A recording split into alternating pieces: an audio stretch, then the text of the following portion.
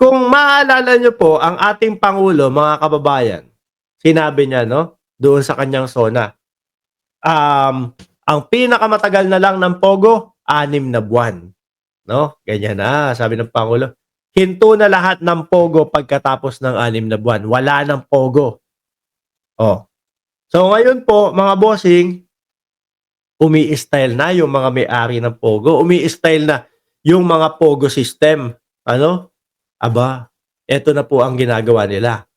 Base po dito sa balita na ito, nag-a-apply po sila ng kanilang mga, kumbaga, permit.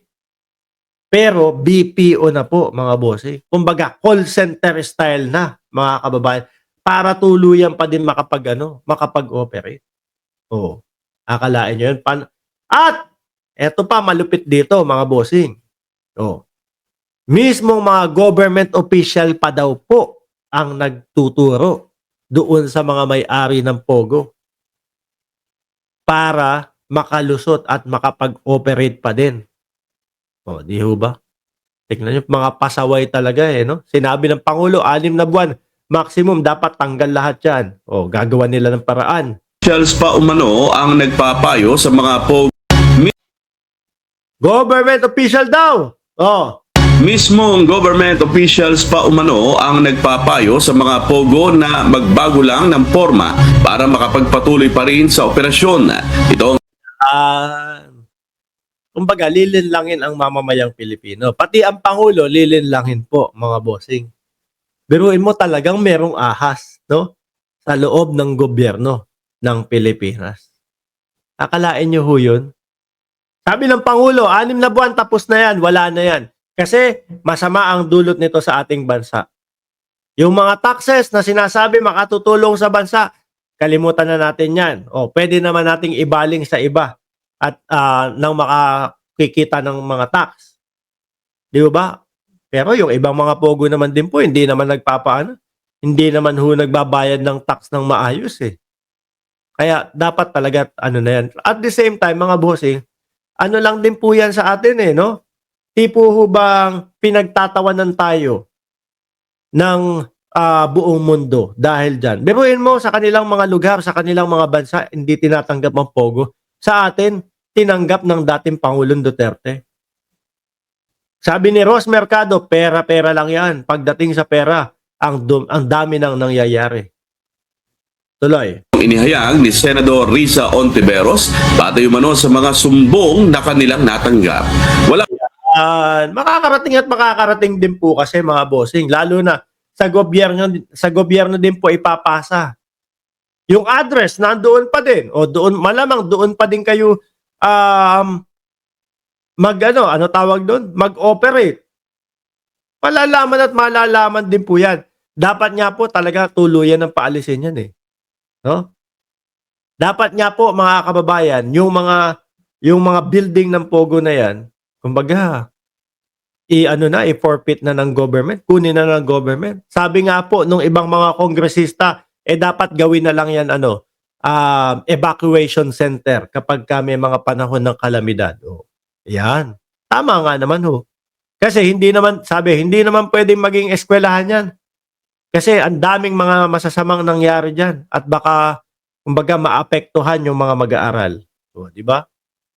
Kapag natutukoy ang opisina ni Senator Ontiveros na pangalan ng opisyal na nagpapayo sa mga pogo, isinasa publikoan niya ito ng senador bilang babala sa mga sangkot dito na tigilan na ang naturang aktibidad.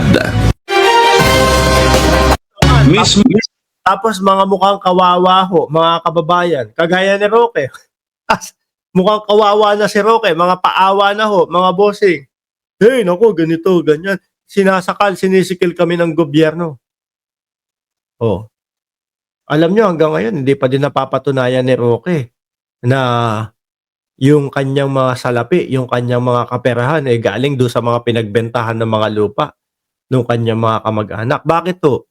Kasi hanggang ngayon, hindi pa lumulutang, hanggang ngayon, hindi pa pinapakita yung mga monetary documents na dapat ipakita, na ipinangako niya ho, nadadalin niya. Oh, wala na.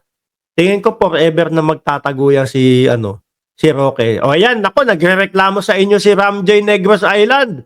Sabi niya, 1,520 ang viewers, tapos ang like daw po 585 lang. O, pagalitan kayo niyan. Anyway, mga kababayan, asa na tayo? Palapit na po ng palapit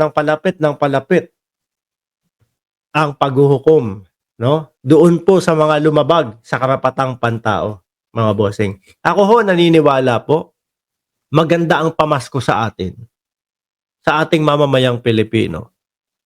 Maganda ang ibibigay na pamasko sa atin, mga bossing. Baka bago magpasko, lahat tayo naka-smile, ano? Lalong-lalo na yung mga pamilya ng mga nabiktima.